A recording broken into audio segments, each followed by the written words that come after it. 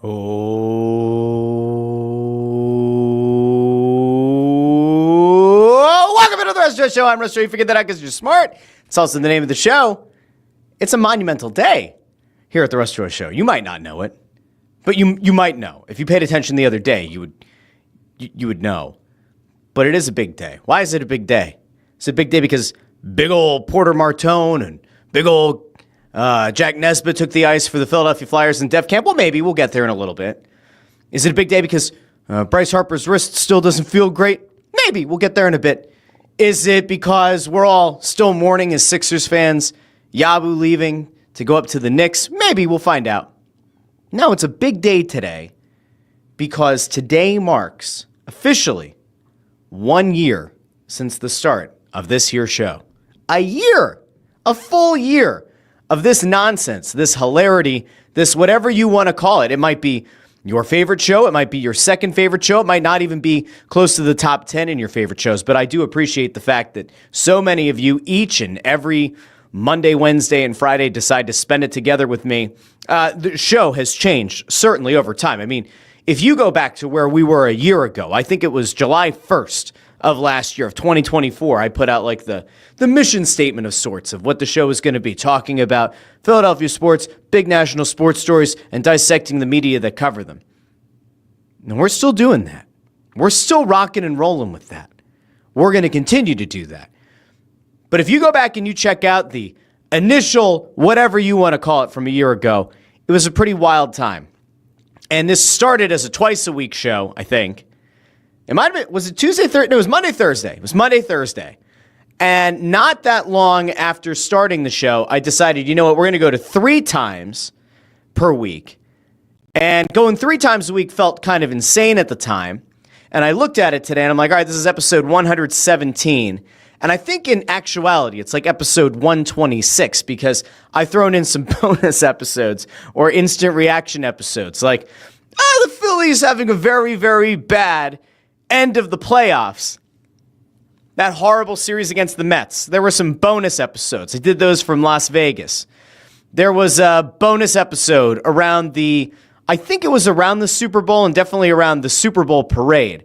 There was a bonus episode even yesterday to kind of go over what happened in the NHL free agency period. There have been reasons to do special episodes. And I went back over it and I was like, all right, well, initially when I started the show, was I going to do a lot of episodes with guests? Was it going to be something that we were going to really take a look at? And I thought, yeah, maybe occasionally have a guest on. Maybe occasionally have somebody come on and offer some insight, and trying to think of all the people that have been on. I mean, I haven't had a ton of people on. I've had like a good number of people. I think we're going to probably mix in guests a little bit more in year 2 of this show. Most recently, the Adam Kimmelmans of the world from NHL.com, Jason Murtias of Flyers Daily, Anthony Sanfilippo of a few shows you may or may not have heard of. We had Jose Roberto Nunez on earlier in the Union season. There have been people on this show that have lent their knowledge, their wisdom, all that. And John Marks was on the show. Broads was on the show. We're going to keep rolling with that in year 2 of this show. But it's wild because I didn't know if anybody was actually going to watch this thing. I had no idea how many people were going to follow me off of Snow the Goalie or from the Crossing broadcast days or whatever. And we're going to ultimately land on this show and decide that it was like worth spending any time with, let alone 3 days a week. And yet, for whatever reason, a whole bunch of psychotic people decided that they were going to join this show. And we're going to watch this show. We're going to listen to this show. And so I want to thank all of you. Now, I know right now I put out the episode about 4 minutes before it went live, which means that for the most part, notifications will not go out on YouTube. I knew that was going to happen. So we'll see what the viewer number is on the 1-year celebration of the show. It might actually look like the viewership of the first episode of the show, which I think was like 200 people. Most recently, we've been cracking that 1,000 viewer mark on YouTube, which is always nice, plus the podcast feed, plus whoever shows up over on Facebook and on X. So it's been a lot of fun. It's been a fun year. So I want to thank all of you deeply, truly. I do want to thank you for finding the show, for spreading the word about the show. And I think we're getting close. I didn't check this morning. I usually check a lot of stuff. I think we're pretty close to getting to 1,300 subscribers, which to some people isn't a big number at all. To me, it means a lot. It really does. It seriously does. this has increased exponentially in the last few months. You know, like we took the team, the Joy Media team, that was me, and then we had Ant and Bundy over on Snow the Goalie, and then at some point, well, it's just wrestling still out there floating in the ether. We'll see if I ever really bring it back consistently. I think I want to have somebody else on that show with me permanently in order for that to kind of reach the heights that it should. And we onboarded, we brought on Video Guy Amadeo, who's done a fantastic job helping out with all of the shows on the Joy Media Network, helping to grow the social channels, the YouTube accounts, the Instagram accounts, the TikTok accounts. And that includes this show, the Russ Joy Show. It includes Phightin Words, our brand new baseball show with Anthony and Bob Wankel. It includes Snow the Goalie. It does include It's Just Wrestling, where I still get a lot of very mixed reactions to the wrestling takes from like 2 months ago. So pretty wild stuff, but we'll probably end up bringing it back before the year is over, I think. Maybe, probably, possibly. But anyway, a lot of growth on this channel and across all the shows, thanks in large part to Video Guy Amadeo. Of course, we have intern Andrew over on Snow the Goalie helping us with the Press Row show, lending the stat of the night, doing trivia, and all kinds of crazy stuff. So this little Joy Media thing continues to grow, and it's very exciting. And again, I want to thank everybody who has had any kind of part in not only joining me live for shows on YouTube, Facebook, and X, but for all of you who have shared this, for those of you who listen in the podcast feed, seriously, thank you. And we'll get into the show now. I was going to do that at the end, but I thought, I'm excited. One whole year of my life, a whole year of my life, and we're so proud. We are so proud. Shake and Bake over on YouTube says, love the show, Russ. Congrats on 1 year. Thank you, Shake and Bake. Thank you. Jerry Martin says, huge wrestling fan, Russ. Would just throwing the name in the hat. Oh, Jerry. Perhaps. I do want, and Amadeo says, a whole 5 months for me. Good job, Amadeo. Stud. Since the start of 2025. Bonafide stud. Great guy. Has done tremendous work. Connor Allen is also here and says, don't worry. We got Eric Gordon back. Oh, yeah, we'll get to the Sixers in a little bit. I want to start with positivity, though, before we fall into the never-ending black hole that is Bryce Harper's wrist, which Ford goes to shout out here. Ford says Harper's wrist is pre-arthritic. Could be. Before we fall into that sadness and before we fall into the Yabusele leaving the Sixers for the Knicks and apparently not giving them the opportunity to match and the ultimate fumble that was, as we still await on what the hell is going to happen with Quentin Grimes, while all of that is going on in the background, I do want to take us to a little bit of positivity. Now, you may or may not have noticed that in recent weeks, we've gone a little bit more Flyers heavy. Why? A big part of it is there's actual excitement around the Flyers. While the Phillies, at any given time, can give you a series that maybe gets you feeling a little bit better. You get a Phillies series that maybe starts to give you just a wee bit of hope. They win 2 out of 3 against the Mets, and then they go get their doors blown off and can't really score against the Astros. Makes you feel bad, and then they win 2 out of 3 against the Braves, and then all of a sudden you start feeling good again. The Flyers, oddly enough, are in this very weird place that they haven't been in a long time, which is a franchise that has hope, an organization that has hope, and for the most part has buy-in. Now, we broke this down on Tuesday, for those who might have missed it, on the bonus episode about NHL free agency. Not going to rehash all of the signings, but we're 24 hours out from when the Flyers did most of their damage in free agency, and I use damage kind of lightly here, right? But a lot of people who were initially, I think, very angry about the Flyers' moves a day ago have started to kind of come around to, all right, it wasn't that bad. Or the initial anger around signing Vladar maybe has gone away. Like once you heard Danny Briere talk and say, listen, we checked out the trade route. Goalies are too expensive, wasn't worth it. Okay. And maybe you see Alex Lyon sign for $1.5 million per year for 2 years and you go, oh, that would have been a better investment of capital. Maybe you feel that way. But a day removed, it does feel like a good enough chunk, I would say, of Flyers Twitter that was ready to light themselves on fire and stand outside of the Xfinity Mobile Arena. I think they've now finally kind of calmed back down. And they look at it for what it is. A bunch of one-year deals, a bunch of short-term deals, a 2-year deal for the goalie, who's probably going to be your backup goalie this year, and you would hope next year, unless he's somehow going to take a huge step forward. and supplant Sam Emerson as the starter in net for the Flyers, you all of a sudden feel a little bit better. And then there was some good news today because development camp started. Now, I can tell you that over on Snow the Goalie, we're gonna be doing some stuff around dev camp. You'll have to keep your eyes peeled to that channel for it. But some interesting stuff happened today. Porter Martone and Jack Nesbitt, both of whom are first-round picks. Those guys, they decided to take the ice today as part of dev camp, which they should. There were fans in attendance. Now, everything that I have heard is that skate zone is a total mess right now.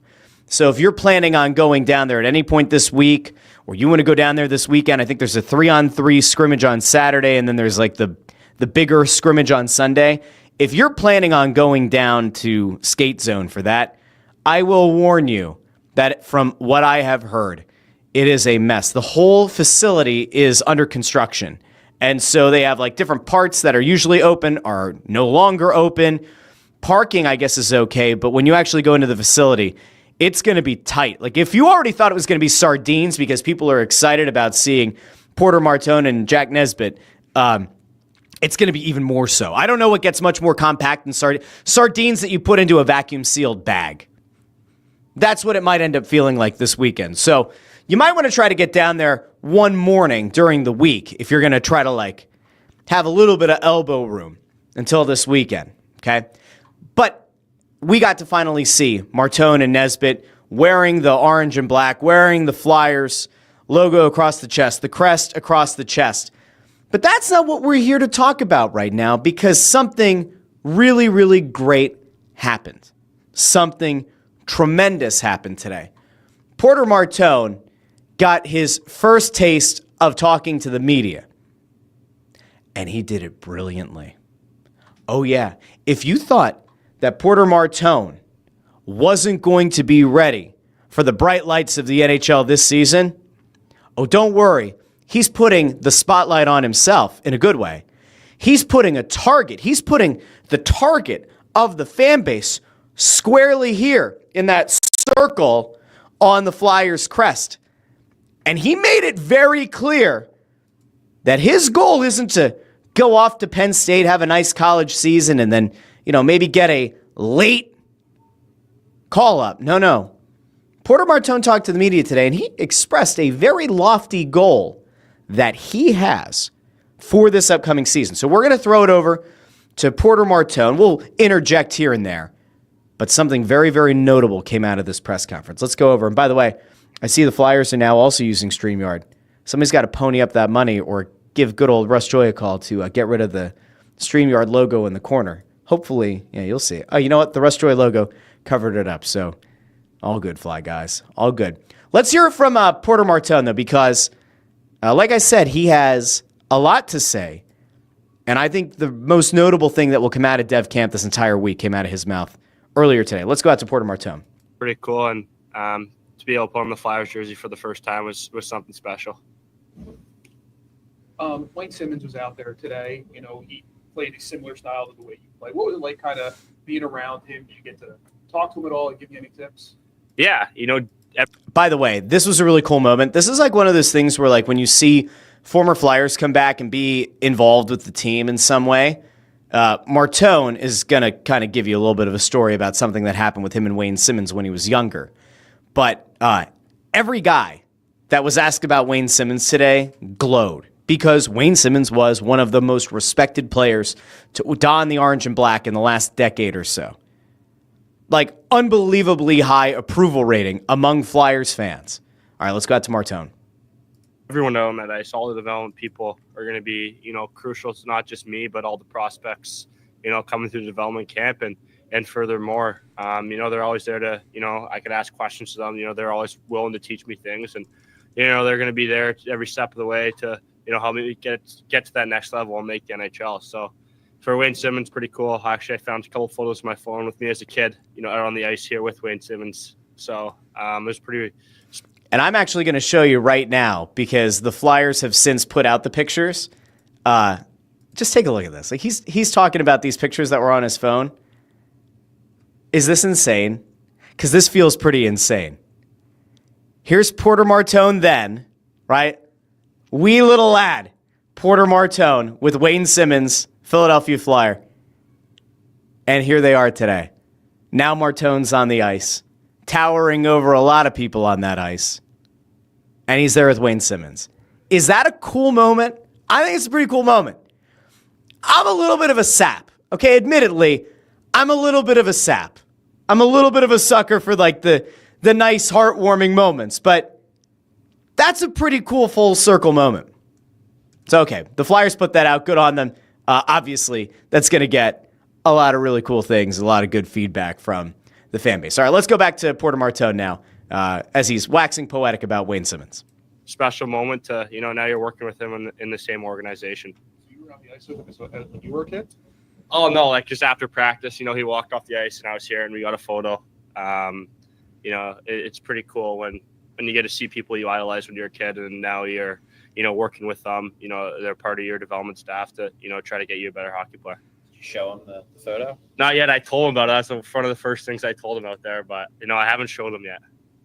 Remember what he was like then? Was he pretty friendly and nice to?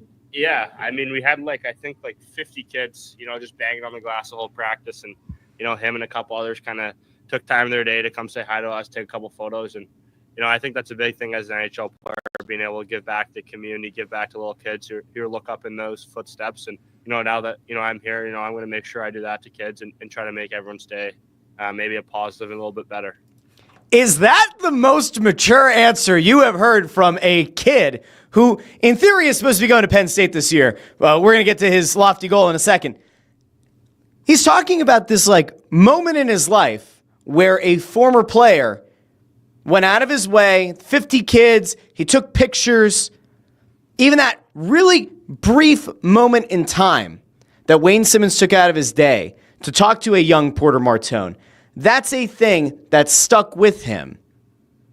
It's a thing that he still holds as a fundamental thing in his belief system of becoming a pro, is that those are the kind of moments that make a kid's day, that kind of stick with a kid. And then he says, that's going to be my goal. I want to be that player to a kid someday. I want to be the person who gives that kid a great day. Seems like a pretty mature thing to say. Feels like a guy who's already pretty good at this PR thing. All right, let's keep going.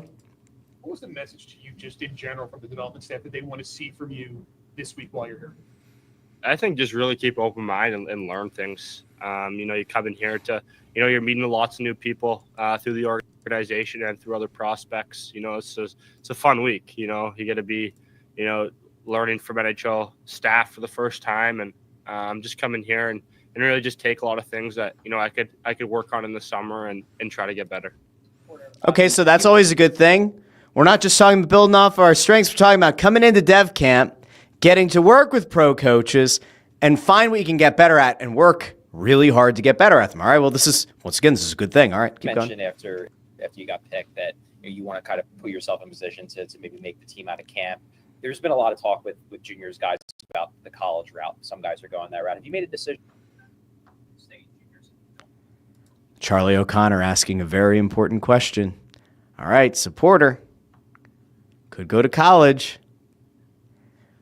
You said you wanted to make the team. Maybe you think, all right, well, between the draft and now, maybe Porter Martone has had a second to kind of sit back and think and go, all right, I turned 18 at the end of October. I turned 19 in a few months, 3.5, 4-ish months. Maybe I should say I'm going to go to college. I'm excited about the opportunity. I'm going to go to Penn State. I'm going to go dominate the college ranks. I'll see you guys maybe at the end of the year. Maybe I'll see the Phantoms at the end of the year. Maybe I'll see you guys again this time next year with a shot to make the Flyers. Okay. Yeah, for me, my mindset is playing in the NHL next year. And, if the management staff here thinks otherwise, that's when you kind of have the talk with my agent and me. But, right now my goal is to make the NHL and, have a big summer. Really gain some strength in the lower body and then come into camp and try to earn my spot. But for me, I want to go and, I want to play a full regular season in the NHL next year. He's 19. Well, he'll be 19 by the time the season really gets going. He's not talking about, I'm going to bulk up. I'm going to make the most of the time with the coaches right now, and I'm going to go dominate college. He says, I want to be on this team. And not just like, oh, I want to get a look for like 8 games. I want to be here for the whole season. Lofty goal. I put in the title of the episode, lofty goal. Now, is it realistic for Porter Martone to make this team out of camp? We'll talk about that in a little bit, but that is his lofty goal. He wants to make the team, and he wants to play a full season in the orange and black as a rookie. It's been done before. All right, let's see. Rare mentioned the other day about Tyson Forster. He's dealing with an injury. They're not sure about his status, and he brought up your name as a guy that could compete to maybe help fill his void. How aware are you of the opportunity that could be here at camp? Yeah, obviously when you come into camp, you're going to have to earn your job. You're not just going to get it given to you. And, if I get the opportunity to come in and, I'm going to give it my all and try to earn my spot in the open night roster. And if I do, that's a dream come true to, play with the, Flyers organization. But, that doesn't come without the work that needs to be put in. I still got to do some stuff throughout the summer to, get me ready for training camp in September and get me ready to, play in the NHL next season. That's a damn good answer. Again, very good answer. You don't expect a spot. You have to earn your spot. Now, he's clearly not taking a shot at somebody who was once drafted in the first round by this organization, who some believe maybe felt like he was entitled to a spot on the team and didn't get it and then ultimately forced his way out of town. But Porter Martone is saying everything the way that you would want even a pro, even a young pro, to talk to the media. And by the way, this doesn't feel canned, right? This doesn't feel like he rehearsed his lines and he's just deadpanning them. This actually does feel like he knows the right thing to say, and he means it, and he gets it. And listen, the Tyson Forster injury, could it change things for Porter Martone's chances of making the team? Sure could. Again, we'll get there in a second. Man, it's hard not to be impressed. From your perspective, with everyone, it seemed like everyone kind of went down to that side of the ice where you were to watch you, hit the ice for the first time. What's it kind of like from your perspective, seeing all the fans and all the interest? Yeah, it's really cool. I've heard that the Flyers fans, they're very passionate about their team, very passionate about the Flyers. So, for me, I'm pretty happy, and it's pretty special to be in such a great organization and to just see that support. Just first development camp. They didn't have to come out this early in the morning to come watch, but you know what? There's quite a few that got to come see us hit the ice. So, it's special to have that support from the fans, and I expect that for a long career here in Philadelphia. One or two more. Good answers. Thank you. Perfect. Thank you, guys. All right, so that was Porter Martone. So again, I don't like to put too much stock. I truly don't. I don't like to put too much stock into what a prospect has to say. I don't tend to want to get hyperbolic, okay? Sometimes I get hyperbolic. I could show you this clip from Travis, who does work over for Nasty Knuckles. I could show you this video, and I could tell you that it's one of the best goals of the day, and I could tell you that it certainly gives you a lot of hope for the kid's upside and his potential and all that. But, maybe I will show you a little clip from Dev Camp because this is what you're looking for in the number 6 overall pick. Takes the puck. Yes. Nice little move. Bang. Now listen. Again, I'm not going to go hyperbolic. I'm not going to tell you that he and Matvei Mishkov are going to take over the league for the next decade and hoist multiple Stanley Cups. I'm not going to say that because it's going to happen whether I say it or not. No, this is just a point that needs to be made. Porter Martone, in that one press conference on the first day of Dev Camp, said exactly what he needed to. He didn't set the expectations too high. This wasn't I need to make the team or it's a failure. No. He didn't set the bar too low. He didn't say, I'm really excited about college and, it's cool to get together, but I know my place and I know that I'm young and I know that, it's unlikely I'll make the team this year, but I'm looking forward to Dev Camp. No. He said, I understand that I'm going to have to earn my place. Nothing is given to you. I have to earn my place. I have to build up the strength. I have to work on everything the coaches tell me at this camp. And I'm going to talk to the agent. And if the Flyers give me the feeling there's a chance to make it, I'm going to chat with the agent. I'm going to work really hard to make the team. And not just make the team, but play a full season as a Philadelphia Flyer. That's pretty wild stuff, guys. Legitimately. It feels pretty damn good. He's got a good head on his shoulders. It matters. All right, so let's see where people are at in the comments section. Catholic Nono says, seeing Simmons in orange and black is awesome. Jerry Martin says, didn't he just turn 18 like 3 months ago? Damn, very well spoken, and spoke very soundly with purposeful articulation. Good points.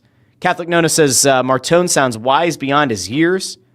Vineet over on YouTube says he's a bit older draft relative-wise, turns 19 in, it's October 26th. I looked, don't worry. I had to make a point here. But wasn't that mature, but he says, I wasn't that mature at 28, let alone 18. Yukon 456 says, drop out, Porter, FPSU. Imagine poor Penn State, man. Like, you potentially bring this kid in. You start thinking about how they're going to fortify that roster. Gavin McKenna apparently remains very much in the mix, right, to go to Penn State or maybe to Michigan State. And Porter Martone has his eyes on trying to make the big team. Andrew Fawcett says, I'm not even that mature now. Yukon says he's the only drafty NHL ready. We talked about this the other day. Matthew Schaefer might get a look with the Islanders. Might. But yeah, going into the draft, the widely held belief was that the centers weren't going to be ready this year. They weren't going to be ready next year. They might be ready in 2 more seasons, give or take, right? That was a conversation that was had. Schaefer, the thought was like, might get a look this year, certainly next year could be ready. Martone kind of fits that same model, right? Like, Martone turns 19 at the end of October. There's a chance he could make this team. Matvei Mishkov played for the Flyers as a 19-year-old. Martone's a much bigger body. He's also not adjusting to life in North America. Is that a bonus? Sure. Is he playing or was he playing against the same kind of skill and size and age that Mishkov was in the KHL? Certainly not. So it's not an apples-to-apples comparison, but it is important to remember there was a 19-year-old who happened to have a really good year for the Flyers last year. You can't rule Martone out, at least not yet. Jerry Martin says, wow, confident, not cocky, spoke with determination and wants to impress, but he did not do it with arrogance. I agree. Again, hard to argue with what Martone had to say. And the delivery is almost as important as the message itself.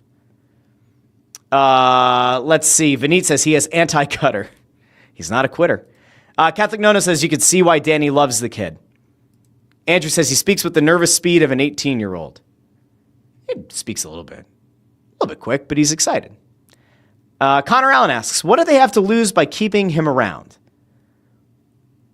You run the risk of, like, if he gets eaten up by the league. That's it. Like, that maybe is the only real downside. Does he get eaten up by professional players that are significantly bigger, more physically mature?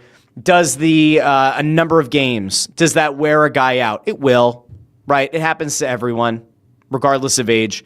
An 82-game season is a lot. The travel is a lot. It's nothing that a rookie is used to. Even in the case of Mishkov and the players who come over from the KHL, it's not something that they're used to. It's not something they're necessarily ready for. The only way to get used to it is to experience it. Colin Gamble says he was the captain for his junior team for a reason. I think he talked about that on draft night. It's kind of a big deal. Vineet says, did you notice him rushing down like a left winger? Nice. He's a left winger, so. Well, he could play left wing. It's kind of a big deal. You would think that maybe good chance if he really does want to make the NHL roster, they're a little bit light on left wings. We'll see. Jerry says, I was just about to say, I think he might be able to play on his his offhand side very well if he needs to. If he wants to make the team, you have to show positional versatility. And if you are going to try to make it as an 18-year-old to start the season, being able to show that you can play on the left or the right will probably go a long way. We'll see what it looks like. Vineet says he passes very well from his off wing. I really like him on his off wing on the half wall as a one-time option. He's super smart to pass to the net or to pass, and to pass to the net front guy as well. Having a hard time reading today. I don't know why. Tony Louis says, I like how Martone won't commit anywhere until he's told he doesn't have a spot this year. It is going to get a little bit tricky because the rules around NIL have changed a little bit. But to my knowledge, if he were to go to training camp, I think he can participate in training camp without signing the ELC, right? Of course he can. So he can go to training camp. He can try to make the team. But as soon as he signs that ELC, he's no longer college eligible. Camp will happen later this summer. He should have a better idea. It's early September, right, is when the preseason hits. So if you think about it and you kind of let it play out, there is a path that he could show up to training camp, get a feel for whether or not he's going to have a legitimate shot to make the team. Does Penn State try to force the issue? You need to commit sooner than later. I don't think they will. I don't know what the upside to that would be. There'll be other colleges that would line up to throw NIL money his way. So chances are that halfway through camp, he should have an idea if he has a legitimate shot of making the team.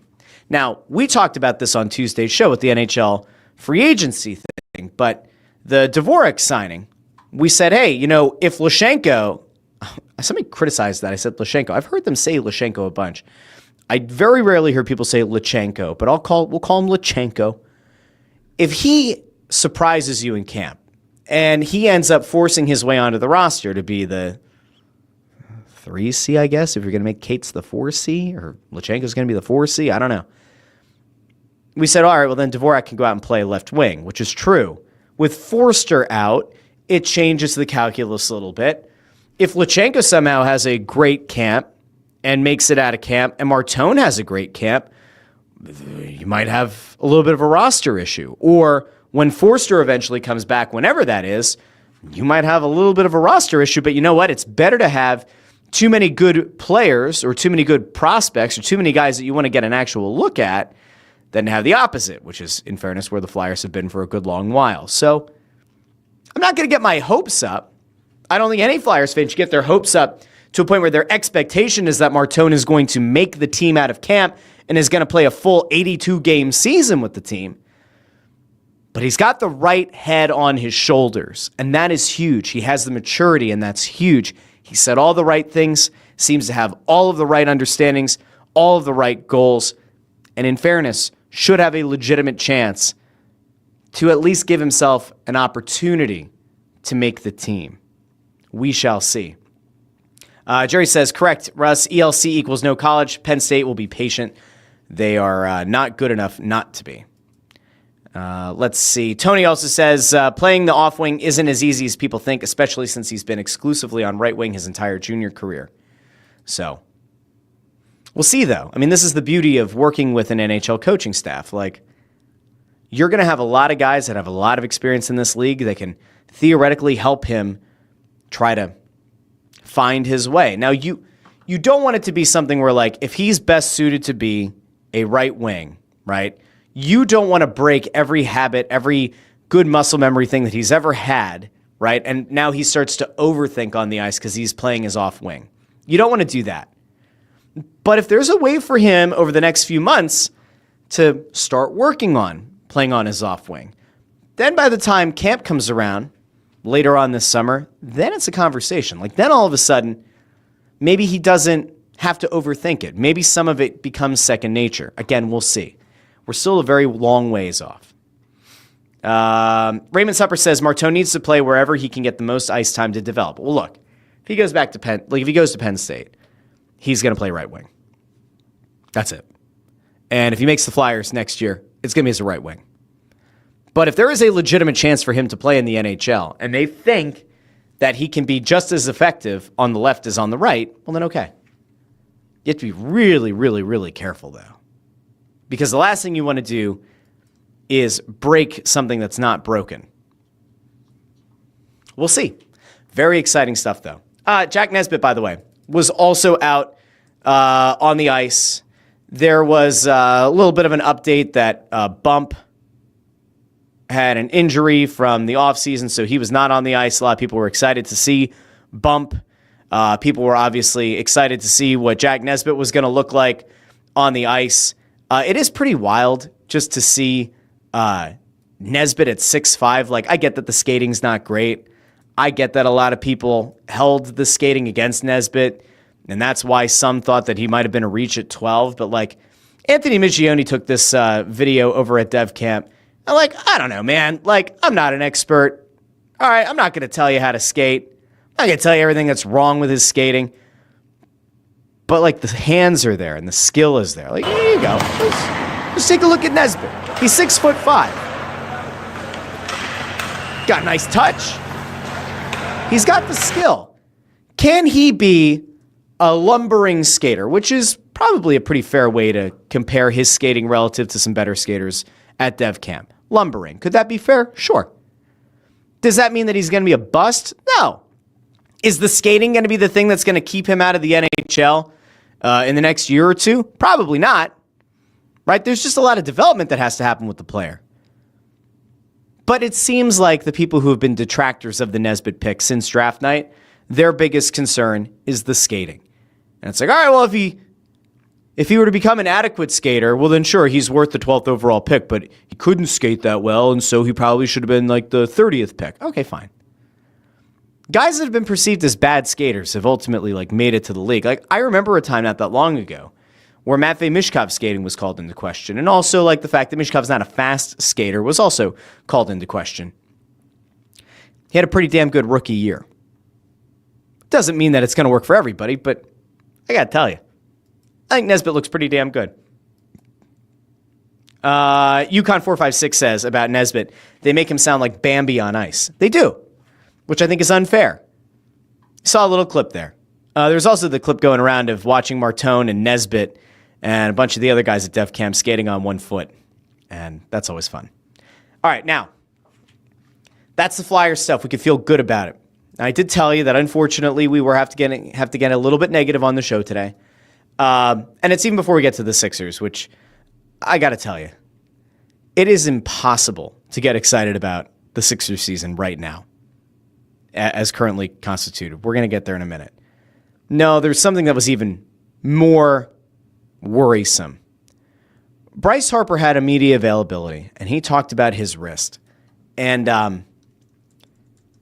it sounds like we are at a point now with Bryce Harper where that wrist just is not going to get better. I don't know what it's going to take for it to get better, but like, I want you to hear from the man himself, okay? Bryce Harper explained a few days ago, and we didn't cover it on the show when it first happened, but Bryce Harper goes and talks to the media and explains why he decided to come back when he did. And if you were hoping that he was going to say, oh, I feel 100%, I got bad news for you. That probably couldn't be farther from the truth because he doesn't feel 100%. I want you to watch the body language. I want you to listen to the tone in his voice and listen to Bryce Harper talk about why he came back to play for the Phillies when he did. Let's go out to Bryce Harper. Come back tonight. Yeah, I didn't think I was going to take any other steps forward of feeling better or anything like that. I thought we were kind of at a standstill of it feeling the same the last couple of days, and from BP to live and things like that, kind of gave us the same results each day. So I thought today was a good one. Is it something you're going to have to manage though, in your mind? Yeah, I mean, I would imagine so. I'm not sure yet what that's going to feel like. So we're going to, as I go, I think, and as I know you guys will, and Topper as well. So we'll see, how I feel tonight, tomorrow, and go from there. Come back tonight. That's about as bad of an answer as you could have had. I mean, his answer was okay, but the content of the answer is the problem. He says the reason he came back to the Phillies when he did is because he doesn't feel like there was any other progress that could be made, which is not the same thing as I felt like my wrist was back to 100%. That wasn't the rehab and the rest and everything I've been working on with the medical staff has yielded great results, and I feel like the team needs me, and I'm excited to come back into the lineup and return to MVP form or at least all-star form. Or it wasn't that. Bryce Harper just looked down the lens of a bunch of cameras with a bunch of mics in his face of media who are very aware of the fact that, like, while this Phillies team has been able to remain in the NL East race, they need Bryce Harper to have any kind of an exceptional run or a meaningful run into the playoffs and hopefully beyond, like, the wild card round, beyond the divisional series. They're going to need a good, maybe even a great Bryce Harper. And he didn't reassure you that wrist that gave him trouble all the way back last season, at the end of last season, is really that much better. Go back in time. This wrist was a legitimate problem in October last year. Remember, a lot of the power numbers dipped. And he even admitted after the season, and I think it was coming into spring training, that when he finally rested it after the Phillies got eliminated by the Mets in a series that none of us ever want to remember, he said it took until December for his wrist to feel better. That's, 2.5 months until it felt better. Because we don't know when in December it'll start feeling better. So it could be over 2 months. He just missed time. He missed time with the elbow when he wasn't wearing an elbow guard for God knows what reason. He's missed time the last few seasons. He's on the wrong side of 30 if you're going to hope for, like, superhuman Wolverine healing abilities. He's still a very good player. But we might have to actually have that really painful conversation that Bryce Harper may never go back to being MVP caliber Bryce Harper. And given the compensation, given the salary, given the years on the deal, that's not good for the Phillies. I know it seems stupid to articulate it like that, but it's clearly not a good thing. And so if you're hoping that, like, Dave Dombrowski's happy with the lineup, he feels like the team is good enough, he feels like the Phillies are still in a strong place if they want to make a playoff run, they want to make a World Series run. Dave Dombrowski's like just sold on this idea that the Phillies lineup is good enough. If you've been hoping this entire time that Harper's going to come back and that's going to be like the biggest trade deadline acquisition you can get, his own comments make it sound like, in a passive way, he's kind of signaling to the fans like, no, that's not going to happen. Now, he's still going to be a really good player. He's still going to be a major league player. But I wouldn't exactly expect that his power numbers are all of a sudden going to surge, because if this wrist is as bad as it was at the end of last season, I would fully expect he's going to have a hard time at the plate. And if he has a hard time, and if he loses the ability to get extra base hits, what's he going to then have to become? Is he going to become a singles hitter? Because he could still be aggressive on the base paths. But again, at what cost? There's a certain amount of productivity you expect from Bryce Harper. And if he can't give that to you, it fundamentally changes the equation on your ability to make it into the playoffs and to advance to an NLCS, to advance to a World Series. It's a legitimate concern. And it's a bummer. It sucks to hear him be that down about how he's feeling physically. And all you can hope is that at some point, this wrist is going to feel better. He's going to get some kind of relief, but man, it doesn't sound good. Jerry Martin over here says that's disheartening to hear. He's most likely going to get surgery again. I would assume that after you stall, which is what he said, after the rehab, the recovery stalls, if this were the offseason, I would assume, be entertaining getting surgery. The real question is, from October to December last year when he rested it felt better, was there an option on the table at that point to get surgery, and was the fear, I'd miss the first half of the season, I can't do that to my team? Because if that's where you're at, and now you're going to try to gut it out through July, August, September, and into October, is the plan then going to be to get a surgery, whatever it is, like after the season's over? And if that's the case, man, like how effective are you really going to be in the postseason? Raymond Sepper says the player has to make the decision whether or not to get surgery, and Bryce isn't there yet. We'll see. I mean, listen, we're going to find out soon enough if he ultimately, maybe the decision is taken out of his hands. Like maybe at some point it just becomes a foregone conclusion that he needs to, but I don't know. Yukon 456 says, now pinch hitting for Bryce Harper, Cooper DeJean. Cooper DeJean's been everywhere this summer.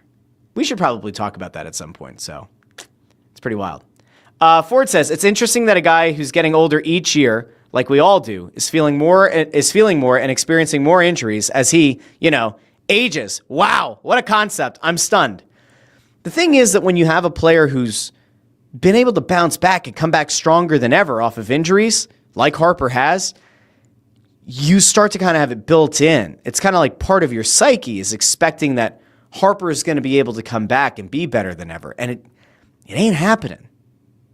Hopefully it does. Like maybe something changes. I don't know. Raymond Sepper points out the Donovan McNabb of it all.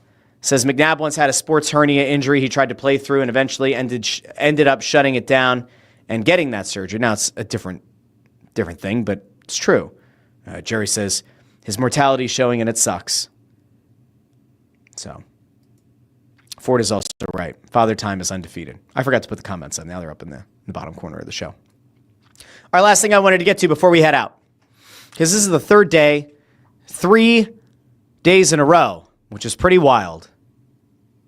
We have to talk about Yabusele because I saw somebody say earlier in the show, and I'll see if I could go find the comment here. It was about the Phillies and it was about the Sixers. Here it is. Yukon 456 earlier on in the stream says, I have exactly 0% interest in the Phillies. October, that'll go up to 20%.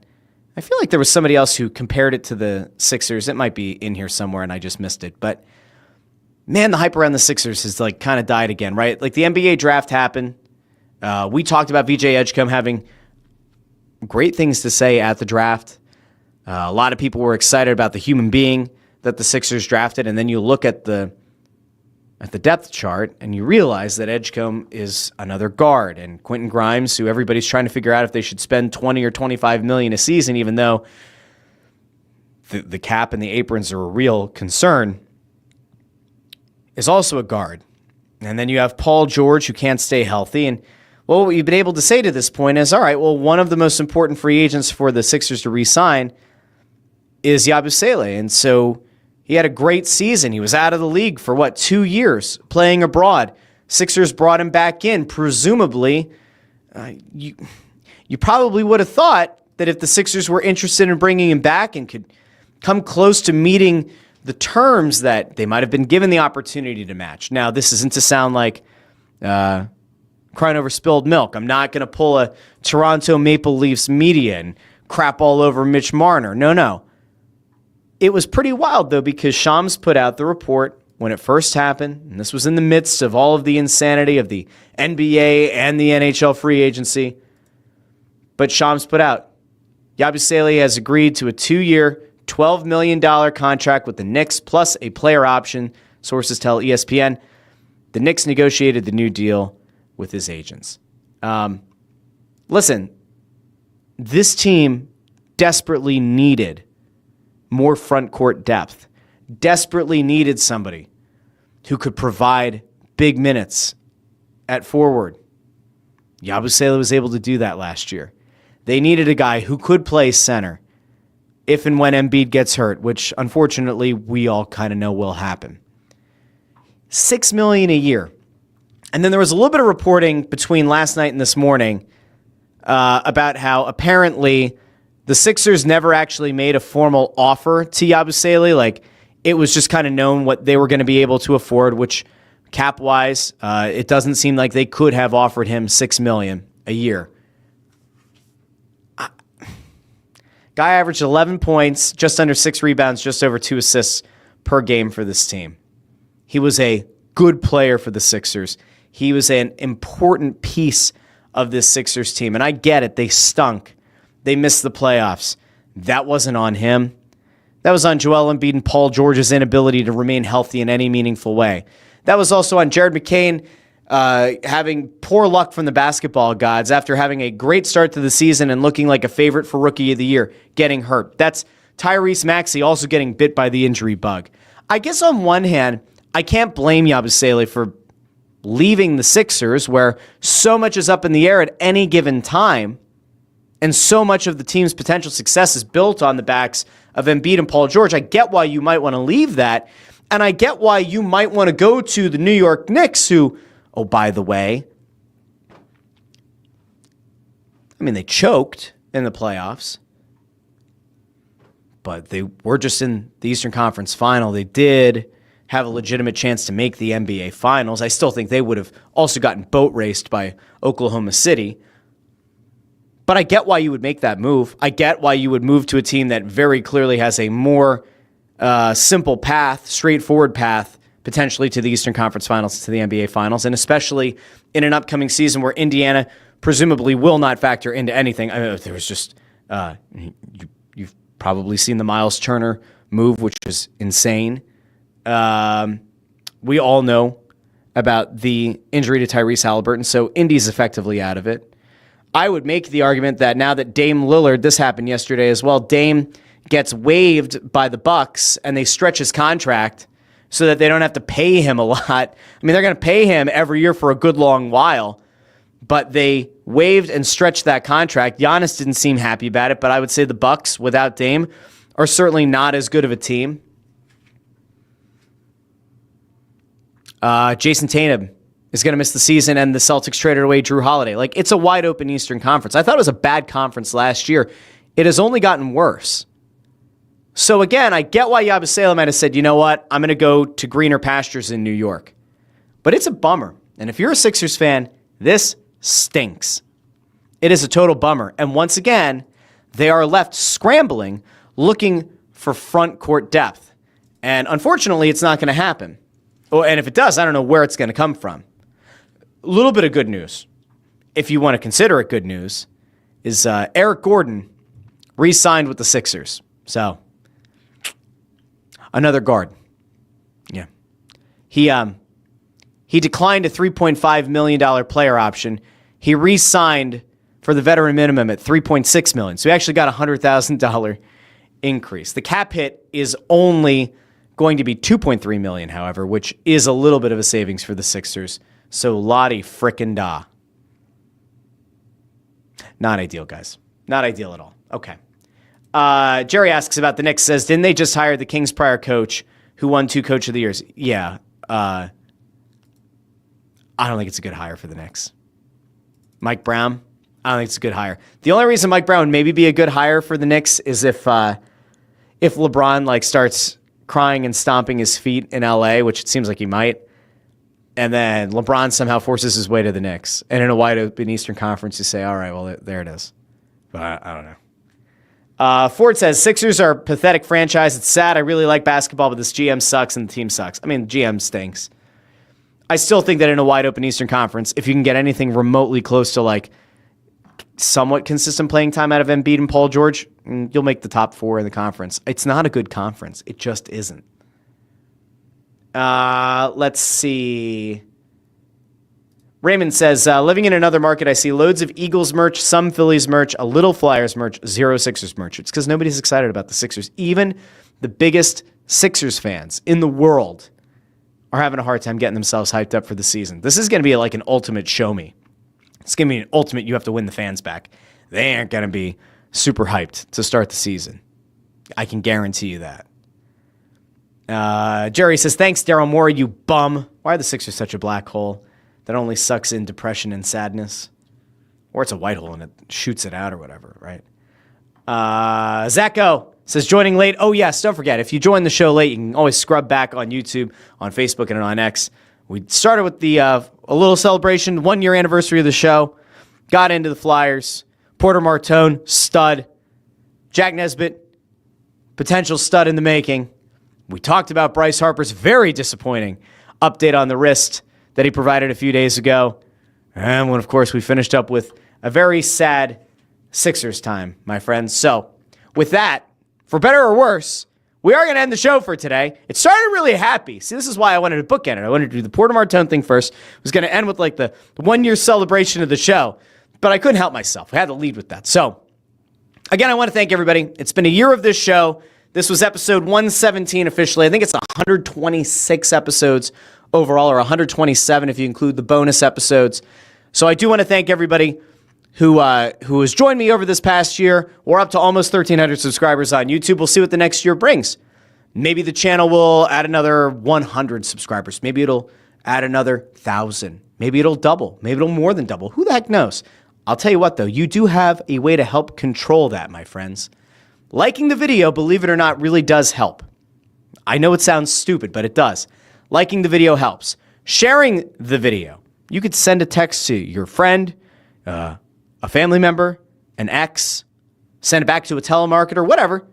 Sharing the video helps. Subscribing to the channel, obviously, helps a ton. And if you have not already signed up for a YouTube account, which is free, just set up a YouTube account. Subscribe to the Russ Joy Show, and that's it. It's okay. Make sure you ring the bell to get notified whenever the show goes live with an episode. And if you listen to the podcast feed, thank you. Leave a 5-star rating on Spotify, a 5-star rating, and a 5-star review. I'll read it on the show over on Apple Podcasts. I think that's it. It's also available over on Amazon Music, Pandora, wherever you get your podcasts. So if you run across any of the short form content on TikTok, Instagram, or YouTube, or Facebook, like those as well. Just helps the channel. It helps us out a lot. So a big thank you to everybody. It's going to be wild. Jerry Martin says, maybe another show? I don't know what that's in reference to. Maybe this week? I don't know. Friday's the 4th of July. I am undecided on a Friday show. Technically, we've now done 3 episodes this week, Monday, Tuesday, Wednesday. I don't know about Friday. We'll see. Maybe. I'm not sure.